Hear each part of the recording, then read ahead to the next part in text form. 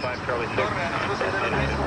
are observing you crossing the 260 of Lima at 31 miles west. Level is 10,700, velocity... October 1996. A state-of-the-art passenger jet careens out of control for 30 horrific minutes, then crashes into the Pacific Ocean. I've got it! I've got it! Climb Aerocrew 603. We're gonna turn over!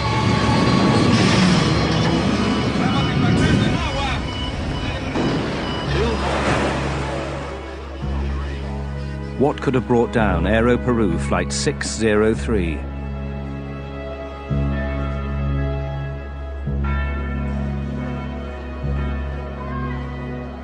The answer to the mystery may be found in the aircraft's black box flight recorder, a puzzle which investigators must solve. The story they uncover is how a simple human error set off a chain of events that ended in tragedy.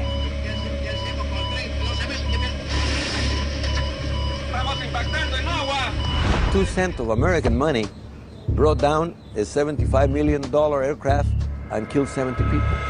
This kind of a problem that they faced that night was probably one of 10 over the last 20 or 30 years.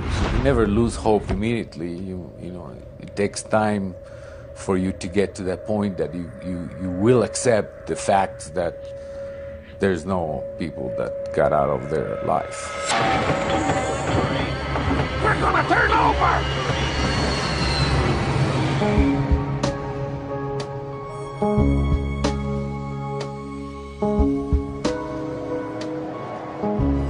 Lima, Peru.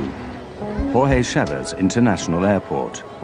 Aero Peru Flight 603 prepared for takeoff to Santiago, Chile. The plane was a 4-year-old Boeing 757, a state-of-the-art passenger jet known for its reliability and safety.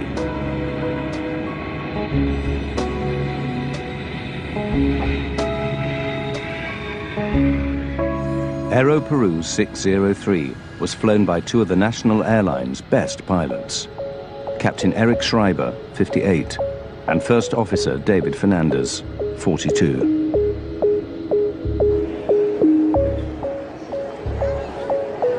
61 passengers and 9 crew members were aboard. Most were Chileans on their way home.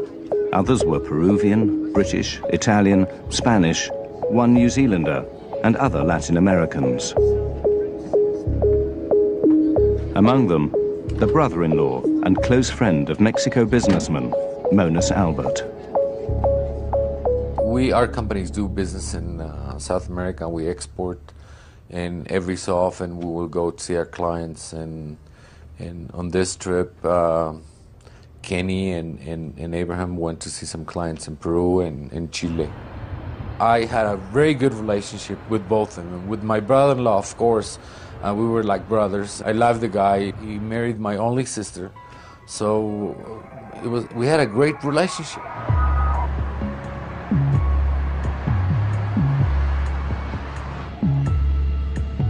Checklists complete. First Officer Fernandez hailed the tower. Lima Tower, Aero Peru 603, runway 15, ready for takeoff. Aero Peru 603, use noise abatement. Wind calm, ready for takeoff on runway 15. 1515, transponder. Flaps 15, takeoff briefing complete. The captain makes a joke about their precision. See how accurate we are, not even Swiss. Rolling. The Aero Peru 757 was among a new generation of computer-controlled aircraft in which pilots are trained to rely on a central data system designed to reduce errors, both mechanical and human. On takeoff, the 757 performed perfectly. 80 knots. Check. V1, rotate. V2.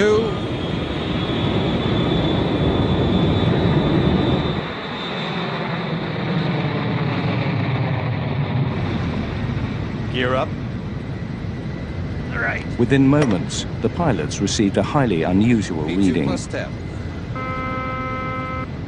The altimeters are stuck. The altimeter indicates the height of the aircraft off the ground. It read 0, though they were obviously flying. The altimeters have stuck. Yeah, All of them. this is really new. Keep V2 plus 10. The 757 is equipped with 3 altimeters, one for pilot, one for co-pilot, one backup. All 3 were dead. Then they lost another crucial instrument, the airspeed indicator. The speed. Eh? The speed. What's going on? We're not climbing. No, I am climbing, but the speed. Hold it. Maintain speed. Aero Peru 603 left the lights of Lima, out towards the Pacific Ocean. With no airspeed or altitude instruments, the pilots were now flying blind.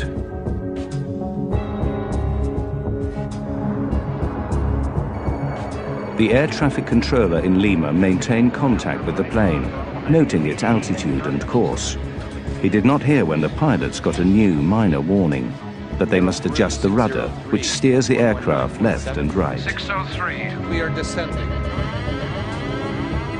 Rudder ratio. That's strange. Turn to the right.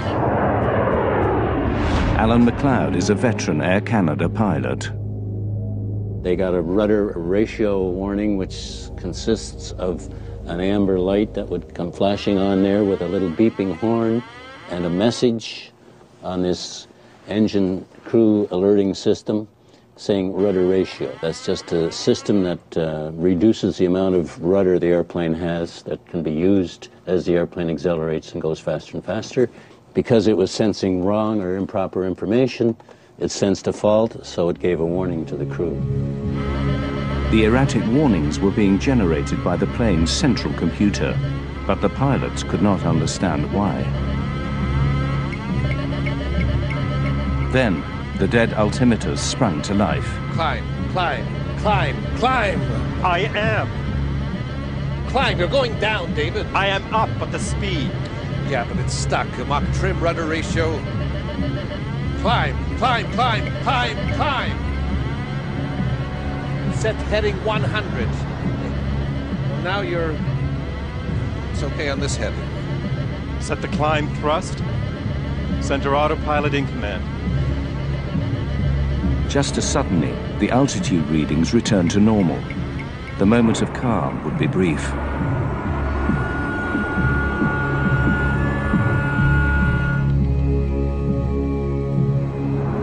Just 1 minute after takeoff, Captain Schreiber attempted to engage the autopilot to give them time to think. There is no command. The autopilot requires identical data from 2 of the aircraft's 3 flight control computers. But Schreiber's instrument readings were so different from those of Fernandez, the autopilot disengaged. Then another alert. Mach trim, Mach trim. Mach trim indicates that the plane is not flying in a level position, yet the 757 seemed to be flying normally. Let's go to basic instruments. Everything's going to hell. Mach speed trim is a system that trims the airplane. It changes the angle of the horizontal stabilizer in the back end of the airplane, and that has to be changed as the airplane accelerates to a higher speed. It was getting false indications, so they got a warning that they had an overspeed, which of course they didn't. That warning would consist of, again, the master caution and a master warning, which is a red light associated with an oral warning as well. Despite confusing warnings and no autopilot, the aircraft was controllable. If necessary, Schreiber could have kept the plane aloft for hours. But he decided to land.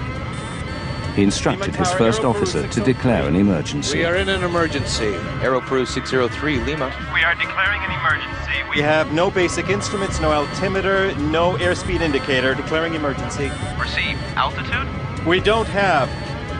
We're up to 1,000 feet, approximately 1,700. 603. Confirm if possible if you can change your frequency to 119.7 to make sure you can receive radar instructions. Just 40 miles from Lima, the pilots of Aero Peru 603 now made their first attempt at an emergency landing.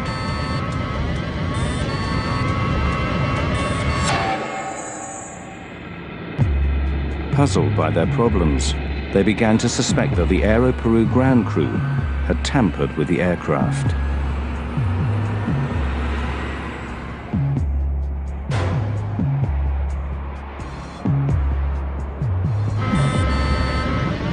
Change to 119.7. Auto throttle. Disconnected by itself. It's in maintenance, move everything. What have they done? I'll take the controls now. Okay, you have control. The pilots did not know that their suspicions were close to the truth.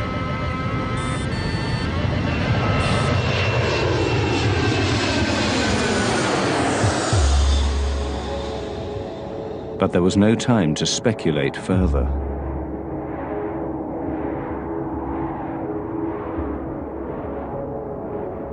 Lima, 603. Aero Peru 603, Lima. We request vectors for ILS. Runway 15. They sought the runway with the help of a guidance transmitter called the Instrument Landing System, or ILS. The ILS provides information on their course, while altitude information comes from the aircraft's transponder. Affirmative. Maintain present altitude. What level do we have? We have 4,000 feet. Can you confirm for us? Correct. Maintain 4,000. Schreiber and Fernandez had never experienced nor been trained for this emergency. Auto throttle disconnect. Really, we don't have any control. We don't have any control, not even the basics. Let's see. Check everything. The airplane was controllable, but you first have to diagnose what's wrong. And it's very easy from 20/20 hindsight, sitting here in a chair on a nice sunny day, to say, this is what he should have done. But in the cold, dark night, with bells and whistles going off, it's very difficult to analyze conflicting information that you're getting. This kind of a problem that they faced that night was probably one of 10 over the last 20 or 30 years that has been similar to this.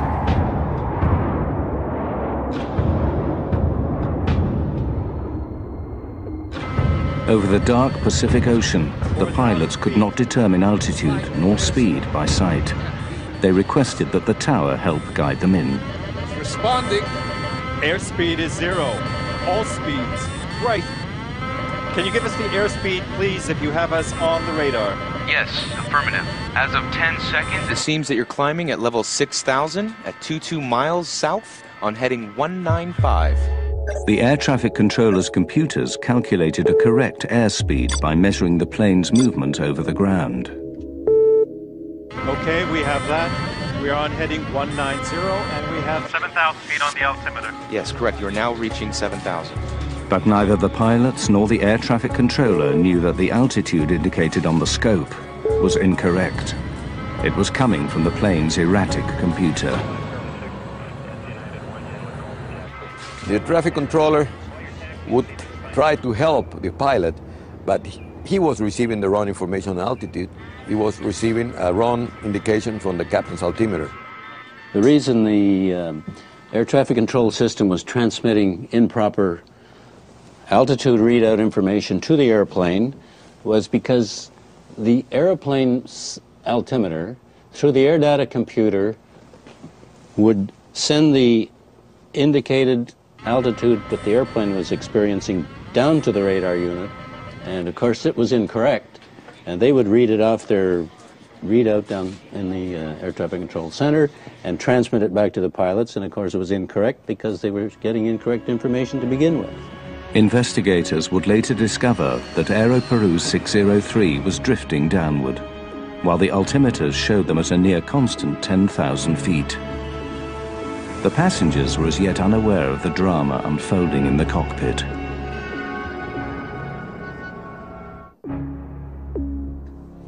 Avoid large or abrupt radar inputs. If normal left hydraulic system pressure available, left Now Captain hydraulic Schreiber system ordered Fernandez available. to scan the flight Yes, manual crosswind, for some do not explanation of attempt the auto warnings. land. Says left hydraulic system available. Yes, crosswind, do not attempt an auto land. In Lima, the air traffic controller continued to guide Aero Peru 603 back to the ground. Aero Peru 603, we are observing you now at level 9,200. What is your heading now? We're heading level 205. Affirmative. You are turning slowly to the right, correct? No, we are maintaining course to stay away from the coast. With incorrect altitude information being transmitted from the aircraft to the tower, they did not realize that the plane was descending. Your distance is 30 miles. Do you want a heading to proceed to the localizer, correct? Correct. We're going to suggest course north 360. 360. We have problems here reading the instruments. You're going to have to help me with altitudes and airspeeds If it is possible. Okay, received. Let's go. The approach is set. The 757's computer sent critical warnings, information that the pilots were trained to obey, but could not trust. Let's try to make a descent on this heading. It's climbing. The airspeed plummeted to below stall speed, and then raced up again. Let's go down to 10,000 feet. Why does the speed go away so fast? Could it be the real speed? That's what worries me. No, I don't think so. Can you verify our speed, please? 320 is indicated. We have 350, but The no... engines are on idle, but we keep accelerating and accelerating. Okay, received. Nerves were now stretched tight. You can imagine the pilots, they're flying there. They don't have a true indication of the speed. They're obviously trying to fly the airplane and changing the attitude up and down. That in itself will change an indication of airspeed, although it was incorrect. Both pilots were really confused. They didn't know what to do. They didn't know how to act. And they did unhuman efforts to save the aircraft. But, I mean, they were really tired and of all the work and all the confusion and all the alarms. Fernandez suggested that they try the speed brakes, used to rapidly slow the aircraft. Extend the speed brakes. For a moment, it appeared to be working. Then, another warning. All three indicators are fine on speed, fine on... Overspeed. Overspeed means the plane is flying too fast. The pilots didn't believe it. But if it was right, the 757 could be torn apart. They were forced to make a decision, to speed up or slow down. If they got it wrong, 70 people would die.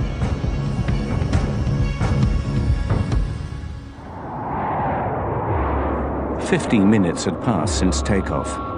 Then the computerized brain of Aero Peru 603 sent another burst of contradictory warnings. Rudder ratio. Can't be. Nothing's disconnecting. All engine instruments are okay. What can our real speed be? The speed indications Lima are okay. Tower provided their only chance of survival. We are observing you crossing the 260 of Lima at 31 miles west. Level is 10,700. Velocity is approximately 280. Over the ground. Perfect. The controller's Yes, altitude reading was incorrect. Junk information being generated by the 757's computers and radioed to the tower. Overspeed. The brakes were on, but now There's another speed brakes. overspeed warning. Then the stall warning sounded. Let's descend. Can't be over speed. We're still flying. They get a stall warning that the airplane is falling out of the sky. At the same time, they got overspeed warning. Impossible to have two contradictory alarms. Either you're stalling or either you're having an overspeed. So that created more confusion. Really, this problem has never happened before. It was a new emergency. In aviation, you always figure, what's going to kill me? What is the critical thing? Let's take care of that first. and then we'll take care of the other lesser issues later on.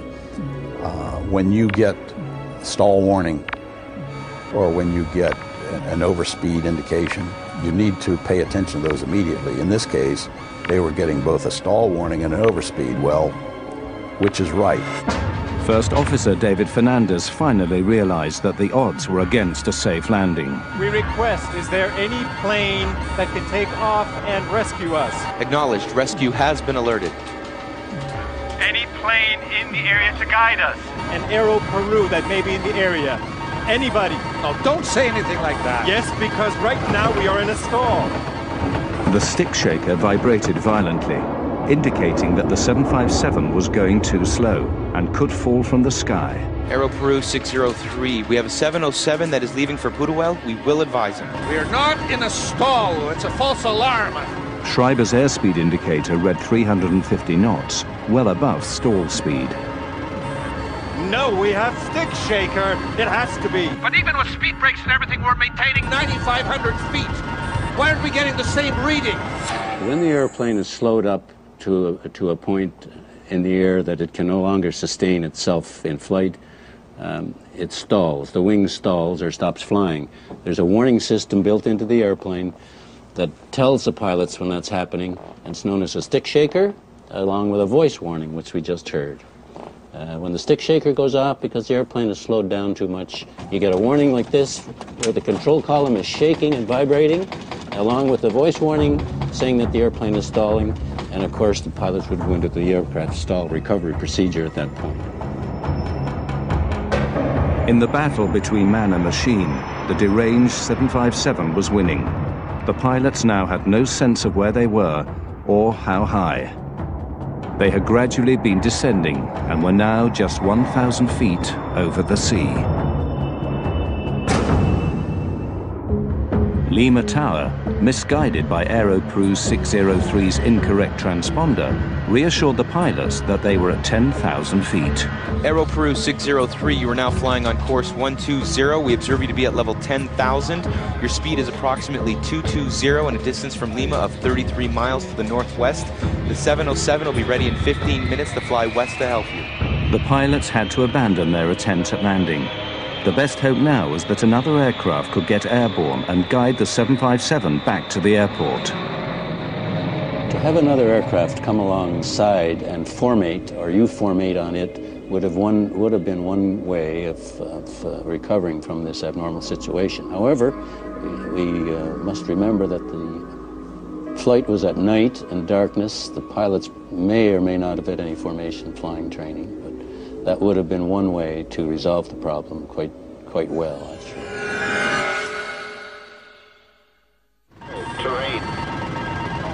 Too low. Terrain. What's happening?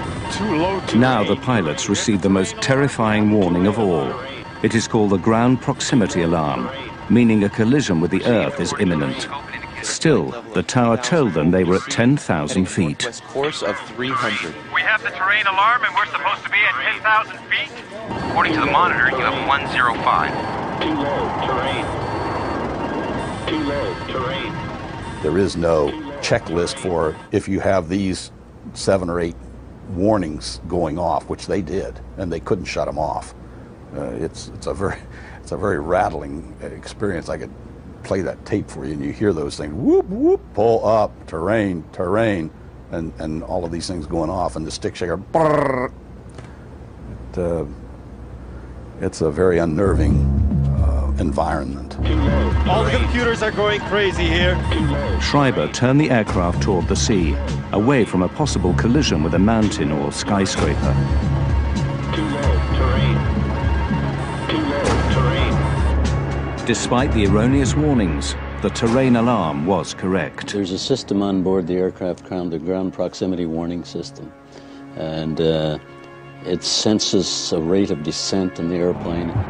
The irony of the situation was they were getting warnings from that saying too low, terrain, terrain, too low. That probably, in all probability, was a true warning.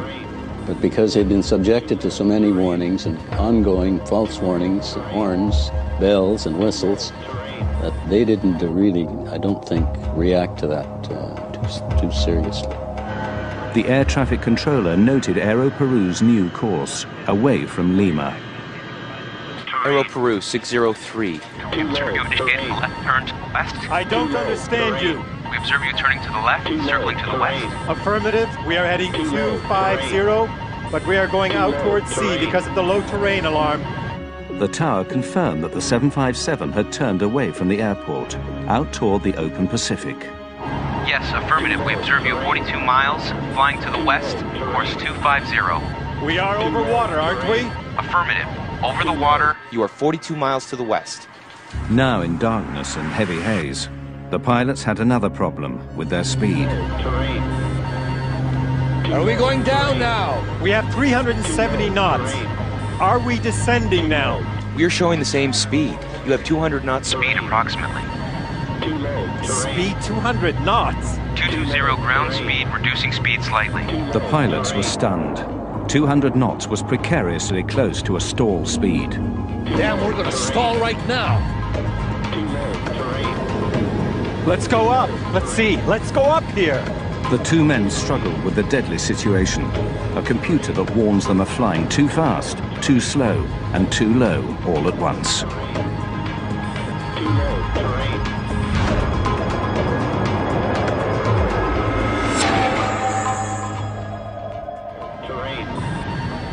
Schreiber now decided to risk a second attempt at landing, seeking the signal known as the ILS to guide the aircraft to the runway.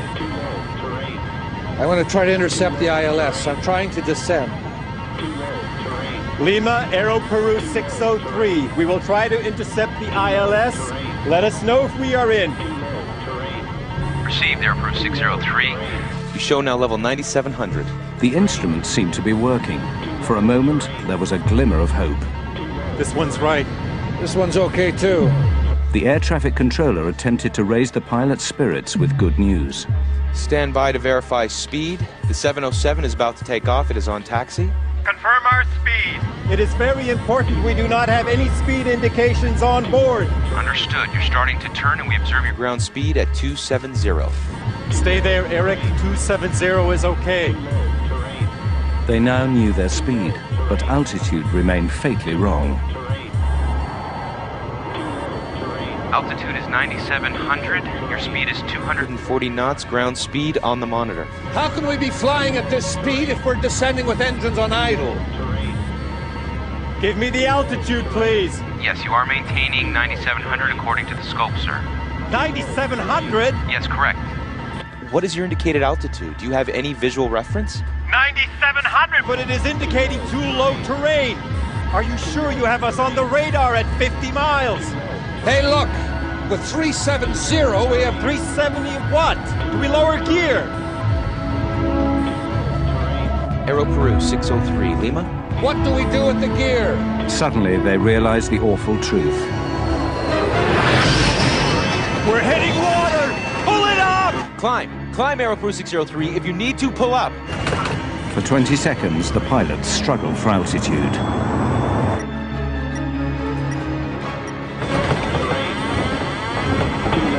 I've got it! I've got it!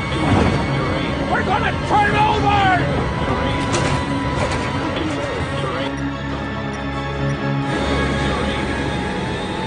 Aero Peru 603, Lima.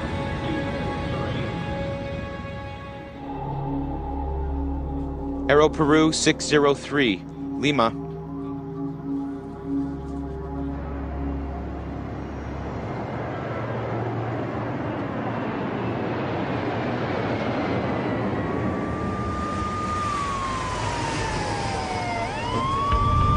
The next morning, Mexico businessman Monas Albert learned that an Aero Peru flight had crashed. 5 minutes after takeoff, the crew informed the tower that they were having an emergency and they requested clearance to return to Lima. During the process, contact with the aircraft was lost at 0110, with the latest position of the aircraft being 50 miles north of the city of Lima. About 6 o'clock in the morning, I got up and turned on the news channel, and I heard there was a crash, an airplane crash of Aero Peru, but the news mentioned New York to Lima. Rescue operations are underway by authorities. The aircraft was carrying 61 passengers and 9 crew members. His brother-in-law and his business partner were on Aero Peru 603. So I went to the shower and didn't pay a lot of attention. But when I came out, they corrected the news and they said from Lima to Santiago. And I knew in that plane Kenny and Abraham were flying. The news was very vague, so they mentioned there might be some survivors, and they mentioned that the plane crashed on the Pacific Ocean, and they didn't have a lot of news, and the crash was at night. So in my mind, I thought that the plane sort of landed on water and most people got out. Guido Fernandez had just been appointed Peru's accident investigator. Aero Peru was his first case. The co-pilot, David Fernandez, was his nephew. I was in bed. It was about 4:30 in the morning, and they called me. Your nephew is lost in an airplane. They asked me, how do you feel that your nephew was a co-pilot? My gosh, I feel very bad, but I'm a professional. I have to do a job. I have to comply and complete my duty. So that's what I did. Fernandez rushed to the crash site in a Navy helicopter. It was clear there were no survivors. 9 bodies were floating in the debris. The rest sank with the 757.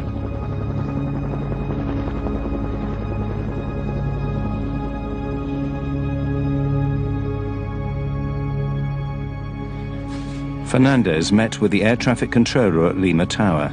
His account was baffling. Well, the controller really didn't know. He was just trying to help. So he did all he could to help him.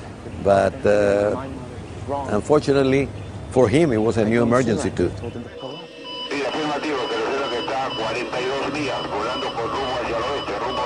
Fernandez put thoughts of his nephew out of his mind. His job was to retrieve the aircraft's flight data and voice recorders to determine what happened. He needed help.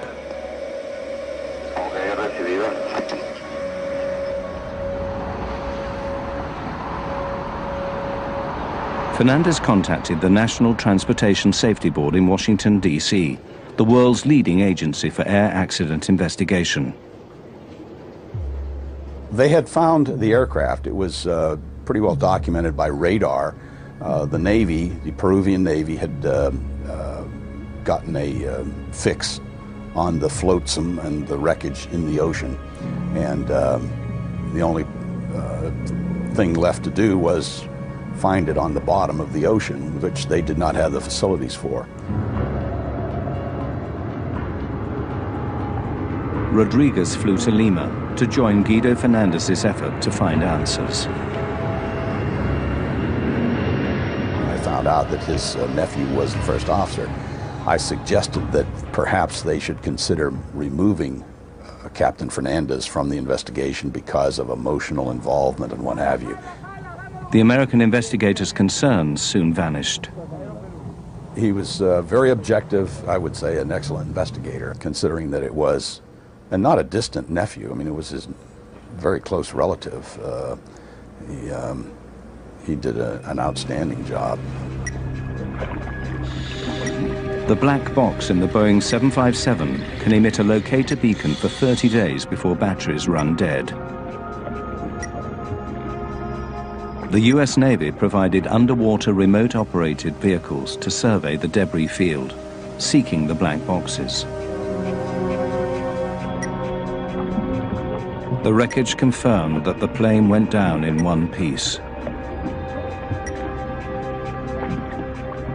I've done in-flight breakups that were spread over 15, 16 miles and maybe a mile and a half wide, which tells you instantly that just what you know of looking at the wreckage, that this thing didn't hit in one piece. It clearly was disintegrating as it was crashing.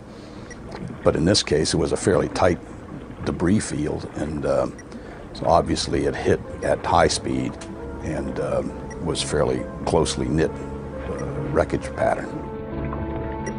The data recorders were retrieved from the 757. Brought to the surface, the boxes were placed in coolers full of fresh water to keep them from oxidizing. They were taken back to Washington for analysis at the NTSB.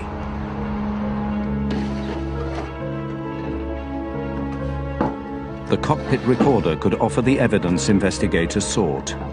Every word spoken by pilots Schreiber and Fernandez, and every unnerving alarm, was recorded on audio tape. The recorded voices were faint, sometimes hard to make out, but the chaos in the cockpit rang through with chilling clarity.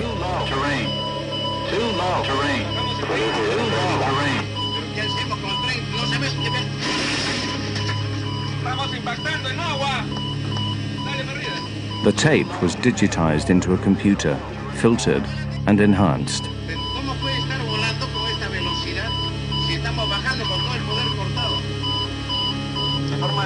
Now investigators had the clue they'd been looking for.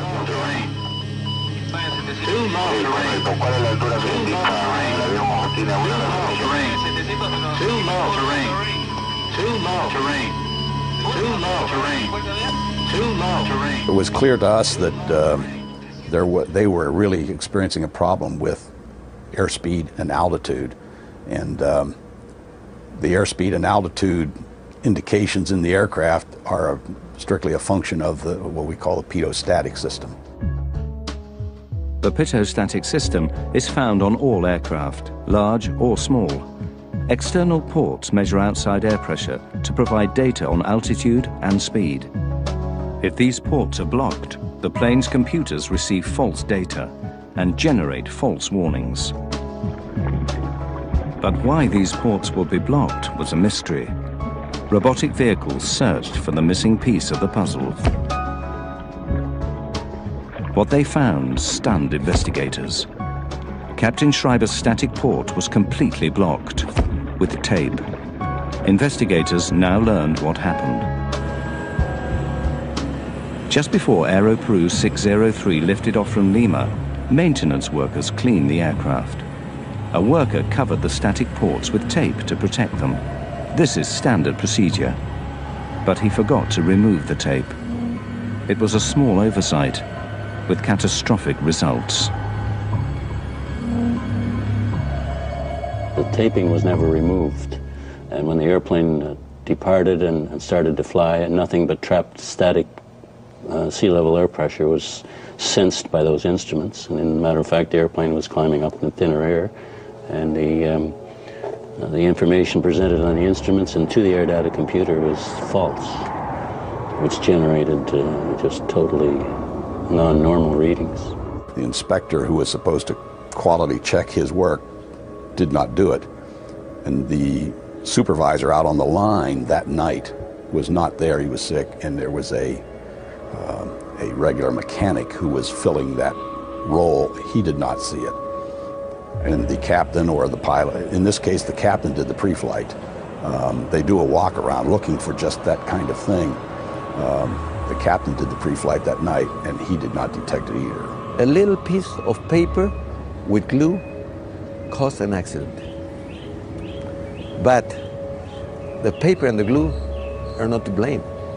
Humans are to blame, because humans use that tape in the wrong place for the wrong purpose. Another accident, shockingly similar to Aero Peru 603, had happened just 8 months earlier to another 757. In February 1996, 189 people died when a German charter called Bergen Air crashed 5 miles after takeoff from Puerto Plata, Dominican Republic. The NTSB assisted in the investigation. A survey of the wreckage revealed that one pitot tube, the other critical part of the pitot-static system, was blocked. As with Aero Peru 603, night was the pilot's worst enemy. The Bergen Air pilot flipped the plane upside down before crashing into the sea.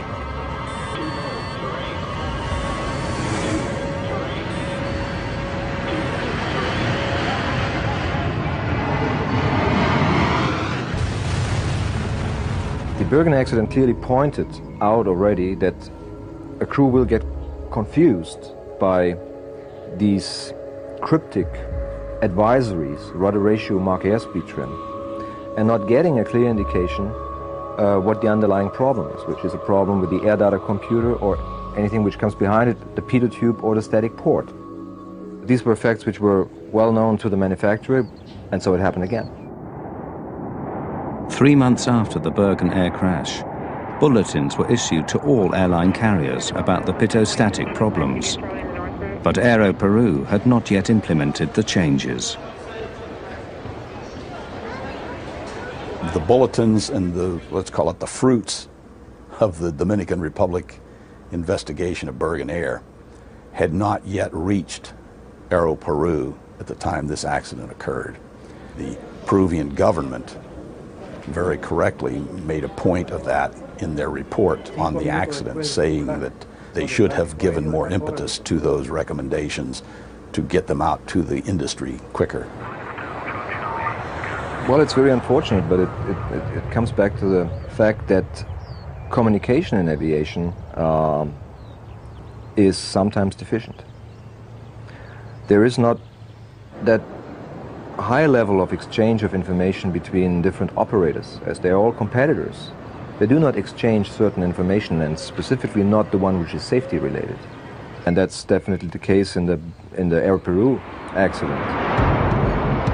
9,700, but it is indicating too low terrain. Even if Schreiber and Fernandez had known about Bergen Air, it may not have helped them survive, given the high pressure of their situation. We lowered gear. It's easy to sit here in the 757 cockpit and play the Monday morning quarterback, having heard the bells and the overspeed warnings, the ground proximity warning, the stall warning. It's very easy to do that and sit here and say what I would have done being an experienced pilot. But to put yourself into the position of those two pilots that night, they were in an extremely difficult situation to fly that airplane and recover from that experience. 2 weeks after the crash, Monas Albert joined dozens of grieving families, seeking the remains of his brother-in-law and friend. He finally identified them in a Lima morgue. I wanted to find them. I really wanted to find them. And one part of me didn't want to find them because there was this fantasy that if I don't find them, maybe they're in an island with a drink and looking at some girls dancing. I can close the chapter. I can go and take him and have him buried, and there'll be a place for the family to go and put some flowers once in a while and say, okay, my brother-in-law's here, or my dad is here, or my husband is here. Now that investigators had the answer to the mysterious loss of Aero Peru 603, the lawsuits began.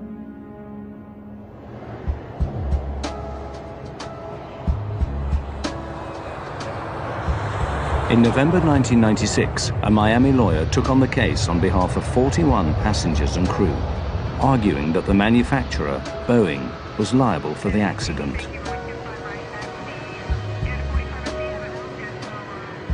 Boeing has to foresee the misuse of their product.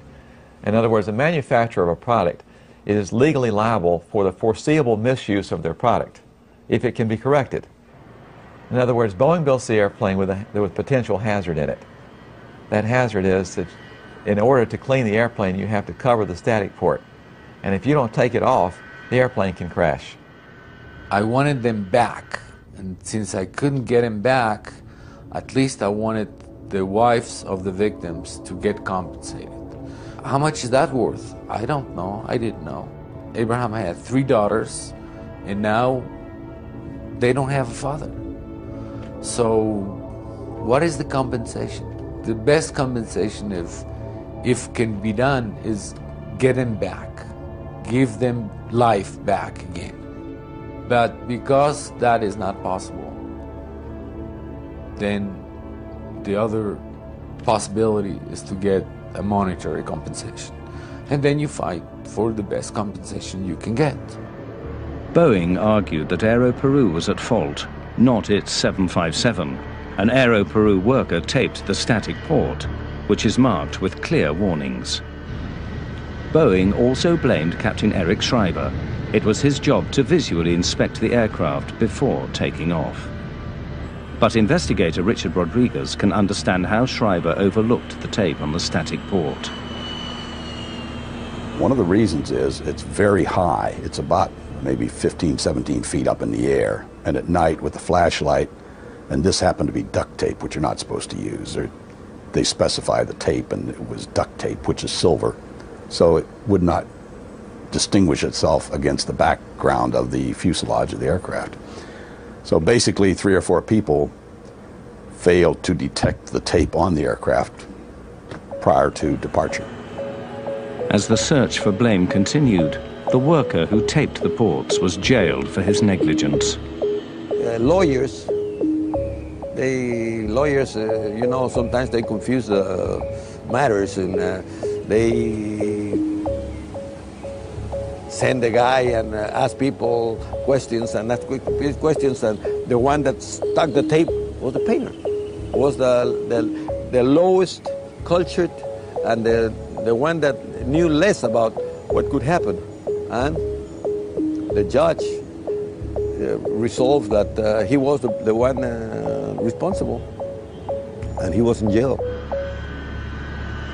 So that you don't lose the airplane because a maintenance man making $2 an hour down in Peru makes a mistake. It's foreseeable that that kind of a person is going to make a mistake. That's human nature, they're going to make a mistake. And you build your system so you don't lose your $50 million airplane because a maintenance guy makes a simple mistake. Schreiber and Fernandez were also scrutinized. Veteran pilot Alan McLeod believes that in their situation, he would not have attempted to land. He would have continued to fly for as long as he could, with the plane angled upwards slightly and the speed set just above cruise. Experience has shown that if you don't fly the airplane when you're experiencing an abnormal situation, and they certainly were, you must fly the airplane. Just concentrate on flying the airplane and get the airplane under control, first and foremost. Are we going down now? We have 370 knots. If you don't do that, the airplane's going to bite you, and you're going to end up in more serious situations. So I would fly the airplane, make sure I was able to fly it safely, if only by using the attitude direction indicator and normal power settings that I was familiar with, and then eventually work my way back and get it on the ground. Pilots call it flying by numbers, relying not on computers, but on basic aviation and human instinct. It always becomes a problem when pilots are reduced to be push-buttonists. The man-machine interface has to work, and has to work as humans are to operate these airplanes. They have to be designed appropriately for the use of a human being. Of course, you can put in all digits and numbers and computer gimmicks, and you can, but still it's man who has to operate and survey it. And I believe a human being should be in charge. In 1999, Boeing and Aero Peru decided to settle the lawsuits out of court. Families and loved ones received an exceptional settlement, averaging $1 million US per victim. The damages were high because of the terrible way the passengers and crew on Aero Peru died. We were able to show that a lot of the people were alive. In a crash like this, a lot of the people would survive the crash and then died of drowning. There was no question in our minds that the people suffered terrible, terrible terror and pain when this happened to them. They were horrified. They were awake. They knew what happened. The disaster helped sink Aero Peru. Combined with increased competition and rising debt, the national airline went bankrupt in 1999. Boeing increased training on pitot-static problems and issued new regulations about unapproved static port covers. Since 1996, there has not been another pitot-static failure like the one on Aero Peru 603. The designers of these products, the manufacturers of the products, know that they have to take safety into account. They have to, of course, they do that because they know it's the right thing to do. but they also know that if they don't do it, there's going to be somebody watching them that's going to investigate it, that's going to find out why it happened, and that they're going to be accountable for what they do wrong. And that if they don't take into consideration safety, they're going to have to pay for it. Well, the accidents made the aviation industry aware that something simple like a pitot tube or a static port can cause a major incident or even an accident. And even airline pilots were reminded that this is a vital basic thing and it may happen, and this is the way how to prevent it to turn into a catastrophe. The case was settled, the industry repented, and moved on. Such is the world of commercial aviation. But it was little consolation for those whose lives were scarred forever by an insignificant piece of tape. It's suddenly, you say that guy doesn't exist anymore. It's very hard to swallow that. It's very hard to understand. And it took me a long time to accept it. So the memory is still there, and it will be there for a long time. I'm not going to let go. I don't want to let go.